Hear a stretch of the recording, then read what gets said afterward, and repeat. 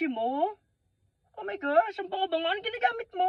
Ito ko, buy one, take one pa to. Talaga mag-aamoy bago ang kotse mo. Dahil ito ay antibacterial deodorant sa car. Guys, hindi lang magiging amoy bago to, pero maaalis din ng mga bakterya na pwede mag-cause ng hindi magandang smell dito sa ating car. Make sure na nakatodo yung fan at naka-on yung aircon bago gamitin ito.